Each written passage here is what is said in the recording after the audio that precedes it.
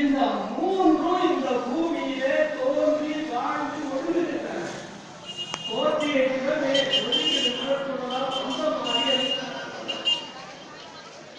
தோன்றி வாழ்ந்து ஒழுங்கக்கூடிய ஒரு வாழ்க்கை.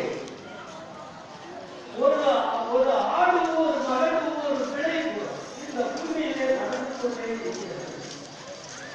அதற்கு சிவம் இது பொது. வல்லவர் என்ன செய்கிறார்? சைவ சமயம் என்பது கனி, சிவம் என்பது கோயில்.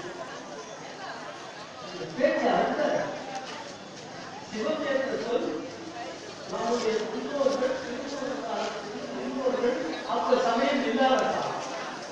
முன்னோரு காலத்தில் சமயம் அற்புதம். அப்போ சிவம் என்பது புது சொல். எப்படி எல்லா மதத்தவரும் ஆண்டவரும் கிறிஸ்தவர்களும் ஆண்டவரே தான் சொல்றாங்க, மகவதியரும் ஆண்டவரே தான் சொல்றாங்க, வைணவரும் ஆண்டவரே தான், சைவனும் ஆண்டவர் புது சொல்றாங்க. அதை போலவே இந்த சிவம் பொது. அதை பொது வாக்கி தான் இந்த சத்து என்ற ஒன்று இருந்துன்னா ஆற்றல்கள் வெளிப்படுகின்றன. இதற்கு சிவம். இந்த ஆற்றல் எங்கு உள்ளன? அது எங்கிருந்து வருகிறது? அது ஏது? அது யார்தான் அதை இயக்குகிறார்கள்? எப்படித்தான் அது இங்கு வருகிறது? அதற்கு விளக்க இதுவரையில் எவ்வளவோ ஞானிகள் எடுத்தார்கள்.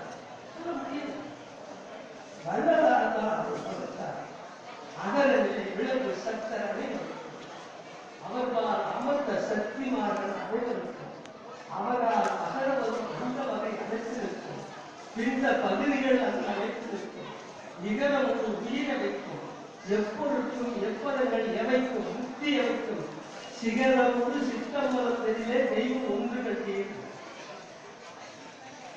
சிகரமோடு சி என்ற ஓர் எழுத்திலே இருக்கக்கூடிய சித்தம்பலம். சித்து அம் பரம்.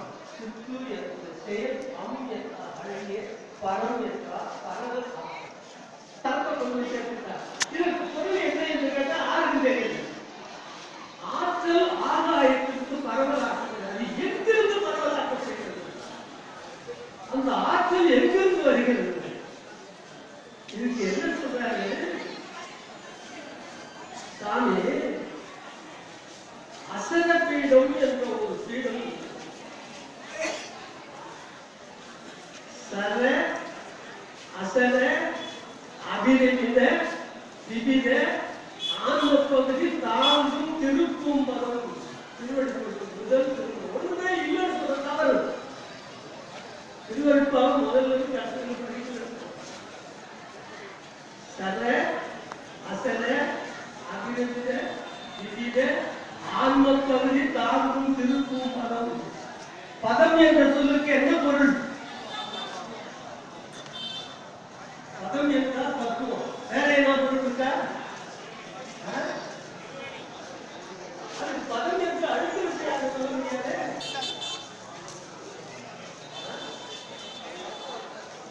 தத்துவம் பதம். ஒரு மனிதன் தன்னுடைய அறிவில் தோன்றிய செய்தியை வெளிப்படுத்தும் வார்த்தைக்கு பதம் என்று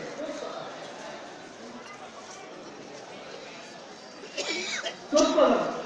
அந்த பதம் எங்கிருந்து வந்தது என்றால் பெரிய திருவடி என்ற பதத்திற்கு. பெரிய திருவடி என்றால் அடி என்றால் சொல் தொடர்.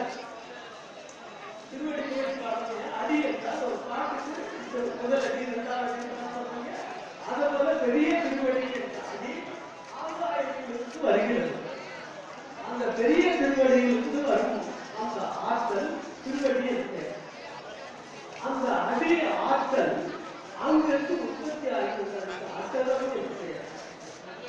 அந்த அசல பீடத்திலிருந்துதான் ஆற்றல் உற்பத்தி ஆகிறது. இந்த அசல பீடம் எங்கிருக்கிறது என்றால் பூமிக்கு ஒரு குறிப்பிட்ட எல்லைக்கு அப்பால் உள்ளது. அதை சொல்ற குழுவுக்கான சாட்சிகள் வேறு சுற்ற நிலைகள், வேறு சுருட்டு நிலைகள், வரபிரம நிலைகள். இது எப்படி இருக்கிறது என்றால் சாஸ்திரம், சொப்பனம், துருத்தி, நிலையும் துரியாதீனம் என்று 5 அவஸ்தைகளுக்கு தாக்கலம் என்பதற்கு நனவு நிலை, சொப்பனம் என்பதற்கு கனவு நிலை, துரியம் என்பதற்கு மயக்க நிலை, துரியாதீதம் என்பது அதிமயக்க நிலை.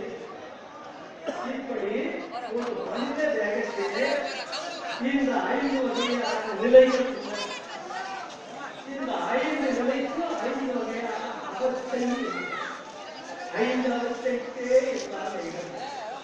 5 வகையான அவஸ்தை.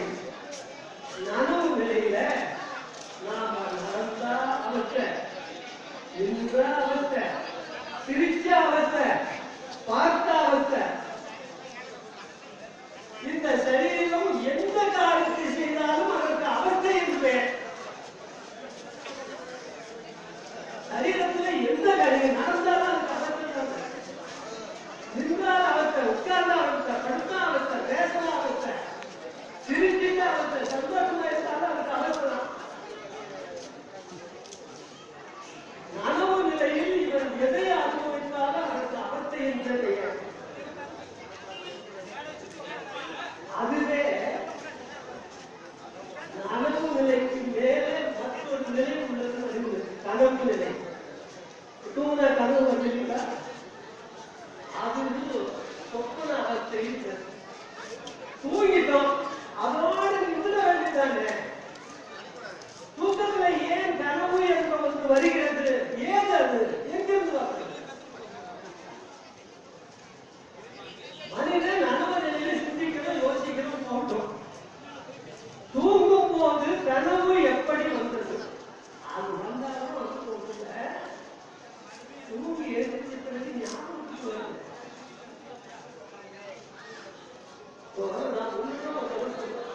நாம தூங்கும் போது ஒருத்தர் கடியை தூக்கி வந்து அடிக்க வரான், தெரியுமா? அடிக்காத நமக்கு தெரியாது. அதுவே கனவில் கண்டா அத மறுநாள் நம்ம கனவு கண்டதுக்கு தெரிய வருது. அப்படி இருந்தா அது எப்படி நமக்கு தெரிய வந்தது? நம்முடைய பிராரப்தி சஞ்சிதம். நான் எடுத்து சொல்லிக்க போற புரியல, நான் சொல்லிக்க போற புரியல, சொல்லிடுறேன். விளைய காலத்து விளையிடும் போய் வீழ்ந்துட்டா அது ஒரு நாளைக்கு விளையும். மானியத்தை வச்சுட்டோம்னா மழை பெஞ்ச விளையாதா? பிராரப்தி சஞ்சிதம் ஆகாமி. பிராரப்தி என்பது பூர்வ வினையின் பயனாக வரக்கூடிய சங்கடங்கள். சஞ்சிதம் என்பது நடப்பு வாழ்க்கையில் வரக்கூடிய சங்கடங்கள். ஆகாமியம் என்பது எதிர்நோக்கி வரக்கூடிய சங்கடங்கள். பூர்வ ஜென்மத்துல விட்டு போன சங்கடம் இப்ப தொடரும். உண்மையா? நம்பலாமா? எப்படி நம்பலாம்? பிறந்த குழந்தைக்கு சொல்லணும். அது யாருன்னா தடி எடுத்துக்காச்சு. பிறந்த குழந்தைக்கு ஆபத்து. ஏன் ஏன் அது வர வேண்டும்? இடையில கதையை வேண்டாம் சொல்லிடுறேன். ஒரு அரசருக்கு 2 பிள்ளைங்க. அந்த 2 பிள்ளைங்களுக்கும் அரசர் வடிவதற்கு முன்னே பட்டத்துக்கு வர வேண்டிய கூட்டத்தில் இளைய வேண்டத்துனா அந்த கதையை எனக்கு மாதிரி அவருக்கு நாட்டை பிரிச்சு இந்த 2 பேர் நாட்டுக்கு நடுவில் ஒரு குறுக்க சேவை கொடுத்தான். இந்த நாட்டுக்கும் அவன் நாட்டுக்கும்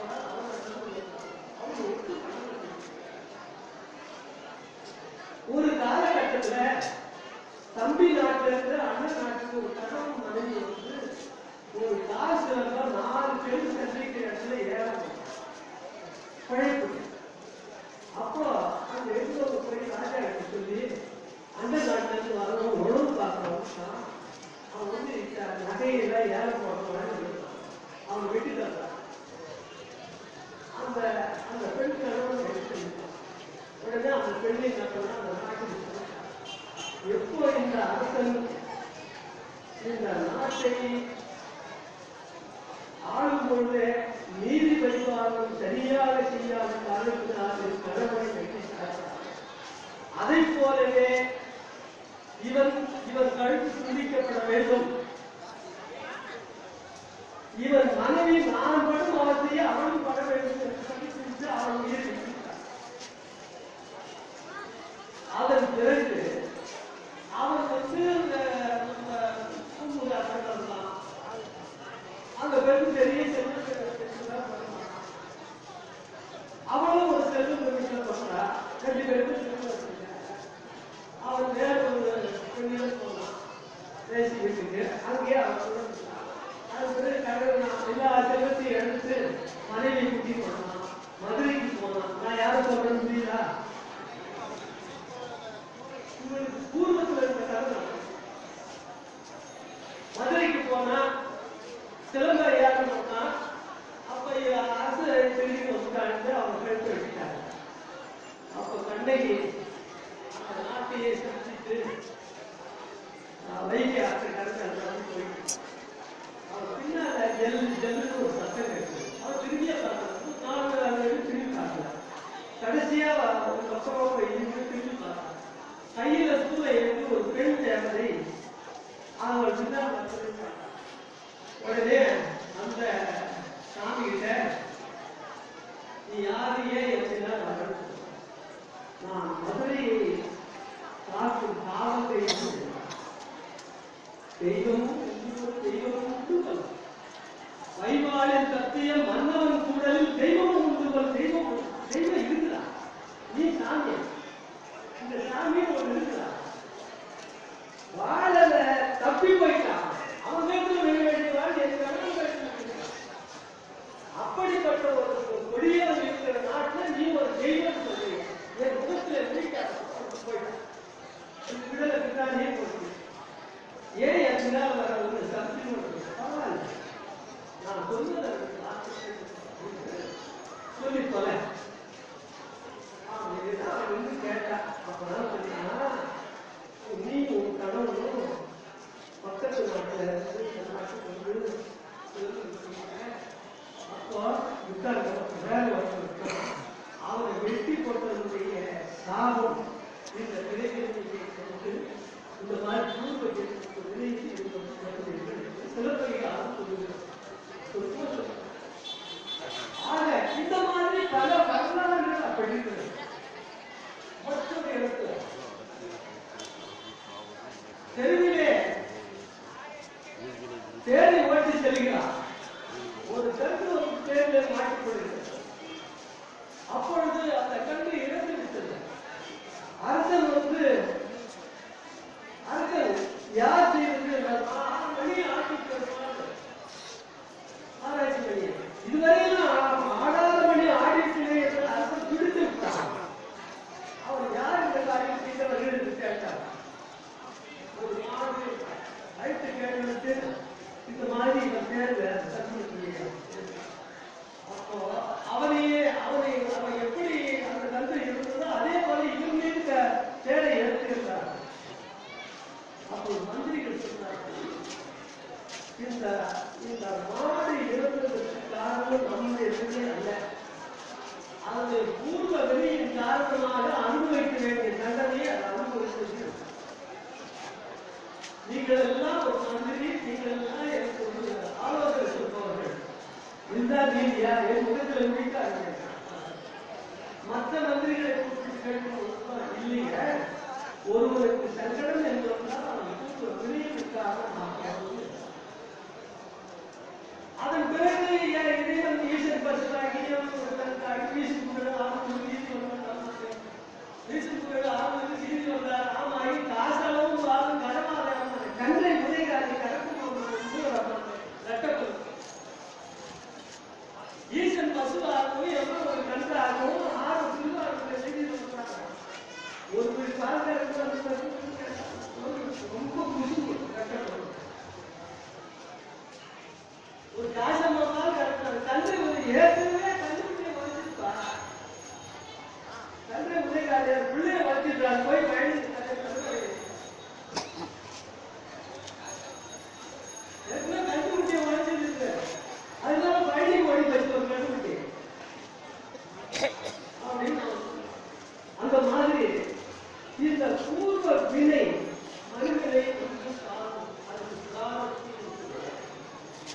செஞ்சிடம் என்பது நடக்கும் வாழ்க்கையில நாம என்னென்ன நல்லது செய்யறோமோ அது என்ன நம்ம இடத்துல நம்முடைய ஆன்மாவை சார்ந்த மாதிரி ஒரு பையன் பாவம் மூட்டை தெலுங்குல செஞ்சுன்னு சொல்லுவாங்க.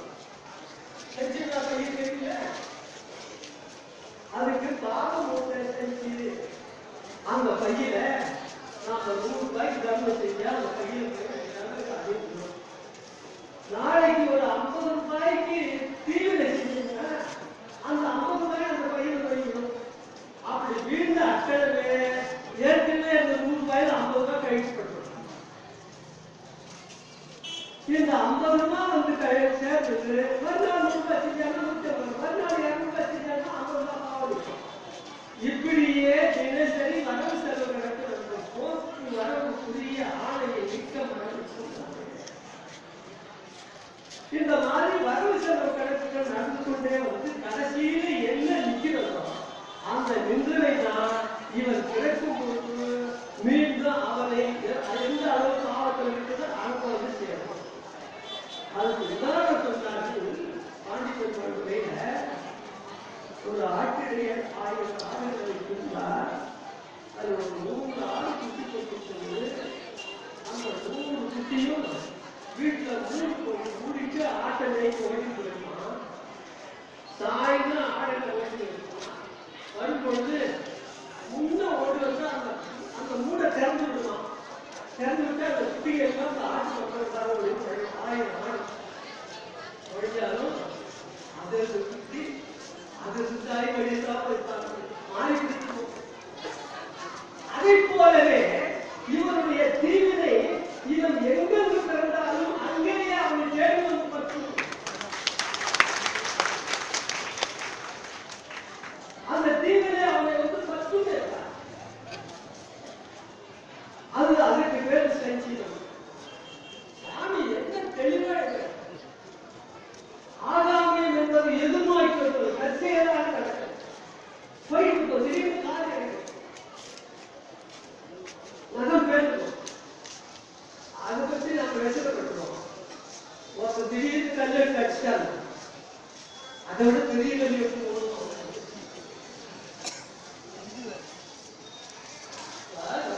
ஒரு காலி எதிர் விழுந்தா இதுல வேற ஒருத்தர் ஒரு கல் எடுத்து போட்டாங்க. எங்க போனாலும் ஓடி அவங்க போய் பார்த்துதான் பார்ப்போம். இது ஆகாது. அந்த இடத்துல நாம இதுக்கு நம்ம வினை என்று சிந்திக்க வேண்டும். இந்த 3 பிரார்த்தி செஞ்ச பூர்வ வினை மனிதனை பற்றுவதால் இவன் பூர்வ ஞாபகம் தெரியாமல் இருக்கிறது. அது கனவாக வரும். அதுக்கு நனவு விதை கனவு காணுங்க. ஏற்கனவே விட்ட கொலை கனவு ஒரு பெரிய பாட்டுடைய சிங்கப்பூர் ஏற்கனவே நம்ம அனுபவிச்ச விட்ட கொலையில் அதை பார்க்கிறோம். அதுக்கு மேற்கொண்டு நிறைய பாட்டு கேட்கிறாங்க. பெரியவா கேட்கிறாங்க. எவ்வளவு பேர் கேட்கிறாங்க. இந்த ஒரு நிலை வந்து இவைகளை எல்லாமே நல்ல தலையிலேயும் கருத்தை கனவையா நான் பார்க்கலாம் நினைக்கிறேன். எனக்கு காட்டப்பட்டு எனக்கு பூர்வ வினை இல்லைன்னு விரும்பில்லை. அதெல்லாம் சொல்றேன். கனவிலேருந்து காட்டுல கனவு கூட அவரால் பார்க்க முடியலன்னு பூர்வ வினை இல்லை. அது மாதிரி இந்த பூர்வத்தில் இருக்கிற வினை விடுபட்டாதான் நடப்பு வாழ்க்கையில மனிதன் மேல்நிலை செல்வதற்கு வழிவகுக்கும். பூர்வ வினை விடுபடுறதுக்கு என்ன முயற்சி? மனித தேகத்திலேயே அது புதிய சாதனை. அதான் அவனே அவன்தான் அடைகின்றான். அது என்ன மனித தேகத்தில் அப்படி ஒரு அபூர்வ சக்தி இருக்கிறது? பூமியில தோன்றிய உயிரினங்கள்ல மனிதன் தான் 6 அடியோட கிடைக்கிறான்.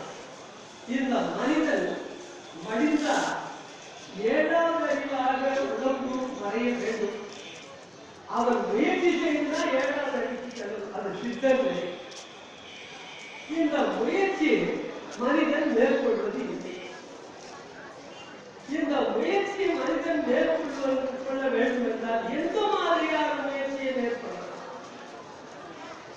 எந்த முயற்சியை மேற்கொள்ளலாம்? இப்போ ஏற்கனவே கடவுள் இருக்கிறார்கள் ஒரு கூட்டம், கடவுள் இல்லைன்னு ஒரு கூட்டம். என்றைக்கு தெய்வத்தை பற்றி பேச ஆரம்பித்தார்களோ அன்றைக்கே இல்லை என்று பேசினார். என்றைக்கு ஆஸ்திகம் தோன்றிட்டோ அன்றைக்கே நாஸ்திகமும் வந்தது. பல பேர் தெய்வம் இல்லை என்றார். பல முனிவர்கள் இவர்கள் எல்லாமே கடவுள் இல்லை என்று சொல்வார்கள். சமணர்கள் கடவுள் கிடையாது, குருமுகம் தான் வழிபாடு. சமணர்கள் சமணர்களுக்கு கடவுள் கிடையாது. அவர்கள் வாழவில்லையா? கடவுளே இல்லை, குரு ஒருத்தர் தான் கடவுள். 28 பேர் அவங்க தான் குருமானா, அவங்க தான் வழிபட்டு சமணர்கள். மற்றவர்கள் தான் கடவுள்னு சொல்லி. ஆனா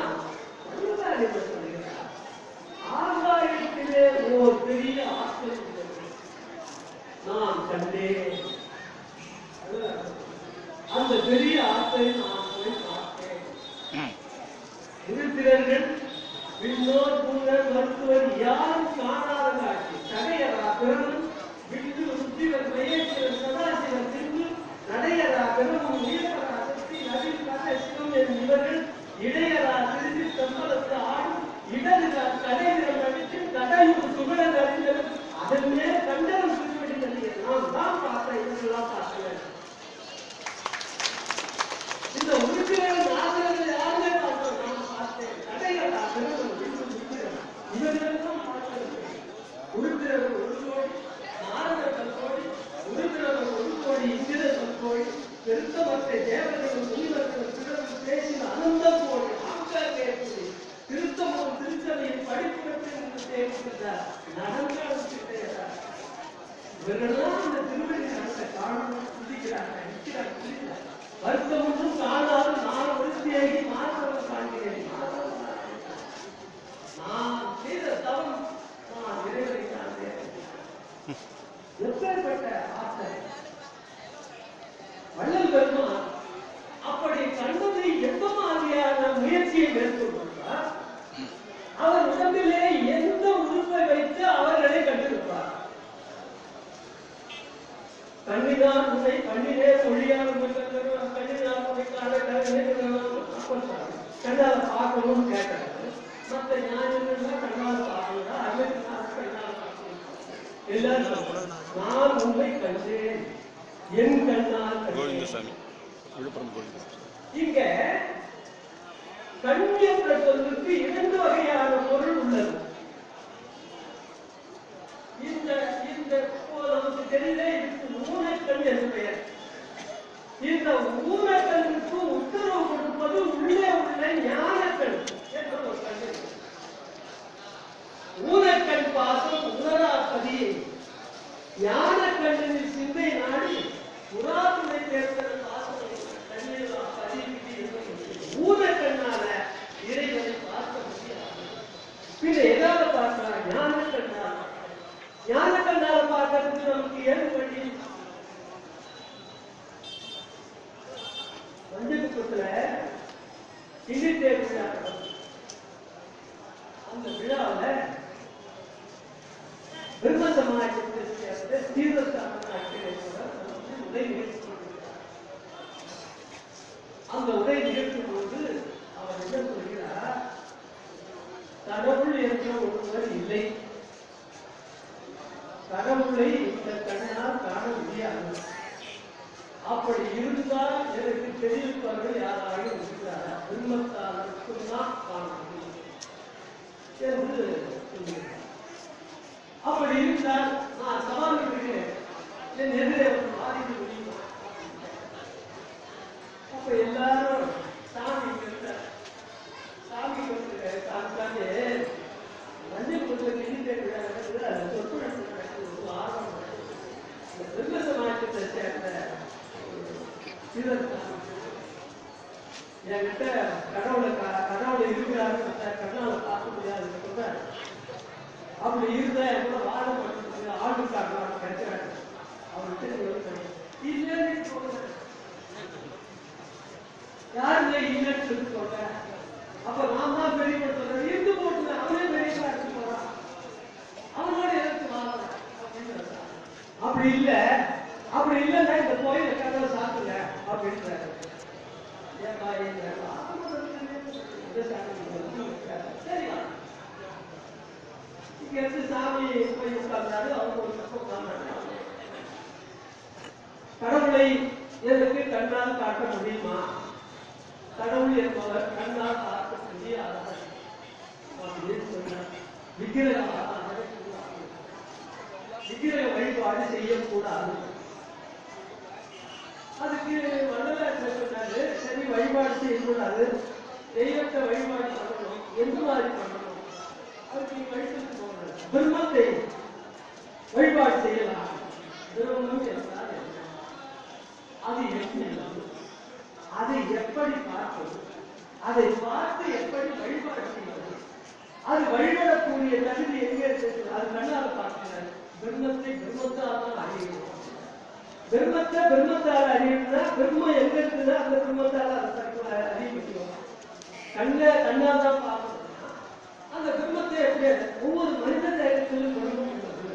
அது வந்து மனோபோச்சத்தால் அறியணும் அப்படின்னு. அப்ப சாமி சொன்னாரு, அப்படின்னா மனோபோச்சம் இதான் பிரம்மத்தை அறியக்கூடிய மார்க்கு. விளக்கம் சொல்லையா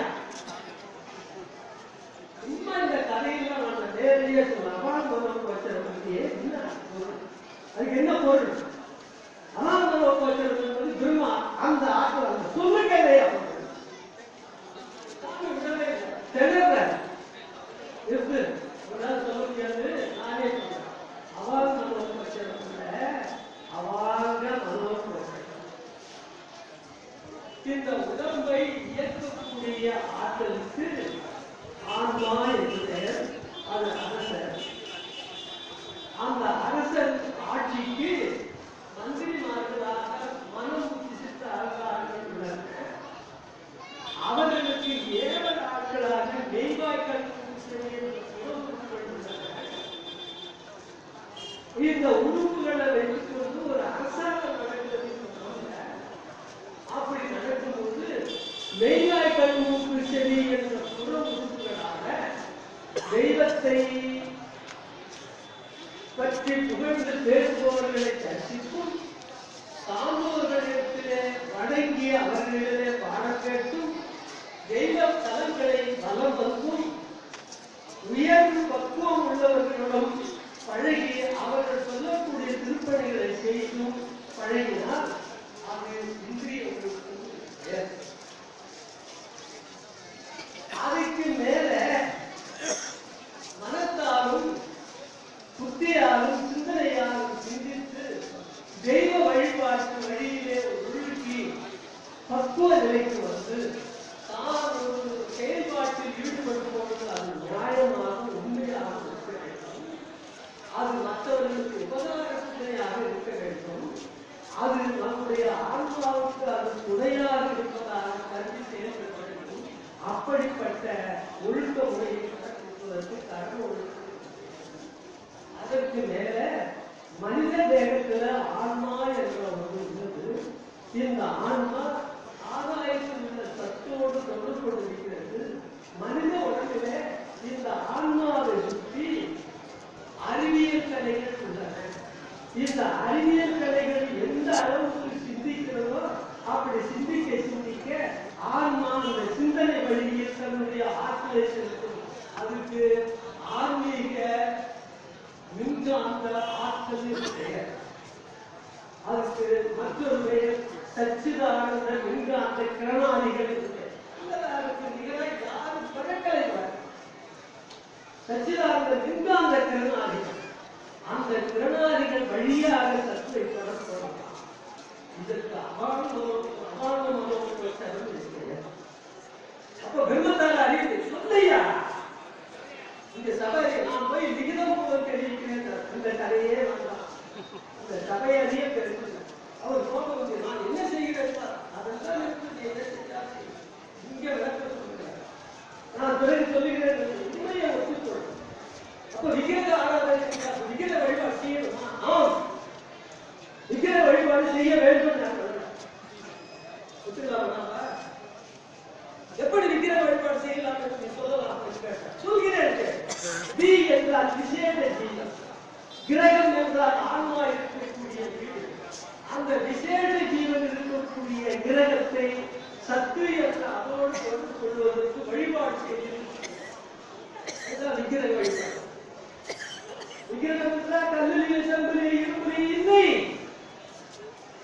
மனித தேகத்தில் இருக்கக்கூடிய விசேஷ ஆன்மாவுக்கு விசேஷ கிரகம் என்பது ஆன்மா இருக்கக்கூடிய இடத்துக்கு விசேஷ வீடு. அதுக்காகதான் அந்த வீடு விசேஷ கிரகம் சத்தோடு தொடர்பட்டா வீடு பேரு அடைதல் என்று பொருள். வீடு பேரு அடைஞ்சுட்டாங்க செத்து சொல்றோம். அது அப்படி இல்லை.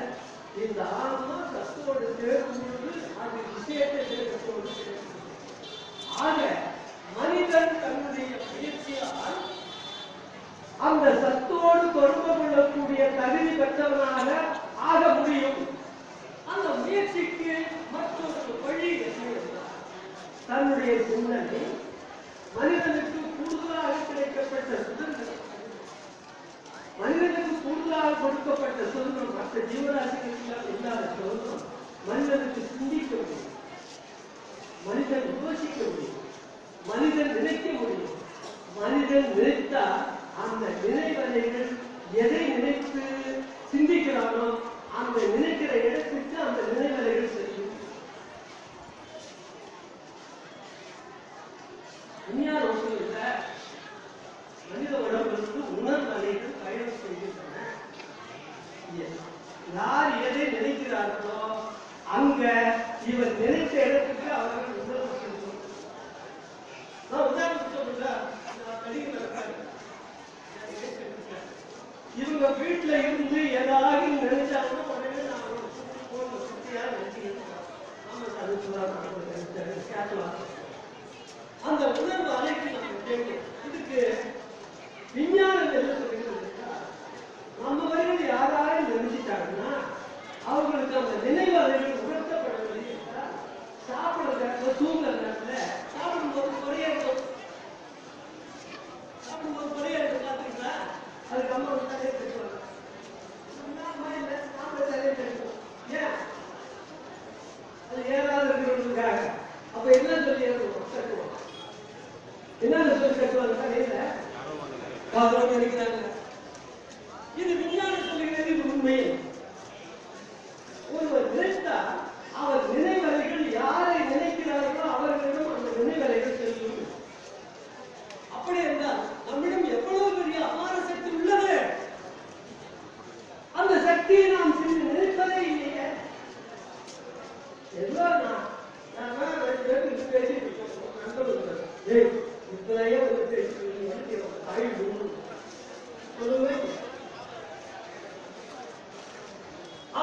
அவர் வருவதற்கு முன்னமே அவரை பற்றி நினைப்போம். ஆக மனித உடம்பில் நினைவு அலைகள் எதை நினைக்கிறாரோ அங்கு அது. அதைத்தான் வள்ளலார் பல பாடல்களிலே கேட்கிறோம். நான் எண்ணுகின்றேன் என்னாலும் என் எண்ணெல்லாம் எது அருள் செய்திருக்கிறேன் கண்ணாலே சிற்றவையில் தரித்த தரவு பெருவாழ்வு கண்ணார் ஒளியே ஒளி வளரும் என் அண்ணா என் ஐயா என் அப்பா அப்படியே உங்கள் நான் எப்பொழுதுமே எண்ணிக்கொண்டுதான் இருக்கிறேன். நான் உன்னை பற்றி தான் சிந்தித்துக் கொண்டிருக்கிறேன். என் சிந்தனை நான் நினைக்கும் போது என்னுடைய உணர்வலை நினைத்து வைத்து வருகிறது. அப்படி வரும்பொழுது அந்த உணர்வலை மூலம் என்னிடம் வருகிறது. அது கோச்சரம் என்னுடைய அதற்கு நான் அவமானம் கோச்சரம் கோச்சரம் வரிசையாக அப்படிப்பட்ட ஒரு வரிசை நிலை மனித தேகத்திலிருந்து அந்த மனிதன் தன்னுடைய நினைவு அலைகளை தன்னுடைய சிந்தனை தன்னுடைய யோசனை தன்னுடைய உணர்வை நினைப்பு மூலமாக சத்தோடு தொடர்பு கொள்வதற்கு கண்ணை மூடி அற்புத ஜோதி பார்த்தோம். இந்த ஜோதி பார்த்ததோடு நிறுத்திக்கூடாது. பார்த்துட்டு வீட்டுல போய் கண்ணை மூடி அதை நினைக்கணும். அப்படி நினைச்சா அந்த ஜோதி காட்சி தரும். அந்த காட்சி தெரிந்தா கொஞ்ச நேரம் கட்சி மறையும். மறைச்சா அது ஒரு மாற்றத்தை காட்டும், ஒரு நிறத்தை காட்டும். அப்படின்னா நம்முடைய நிலை என்ன என்பது அது உணர்த்தும். அந்த நிலை வழியே நாம் சொன்னோம்னா நம்முடைய உணர்வுகள் அந்த இடத்துக்கு சொல்லலாம். சத்துவோட ஆற்றல் நமக்கு வந்து அப்பொழுது இந்த உடல் நிலையில் நிலையை அடைவோம்.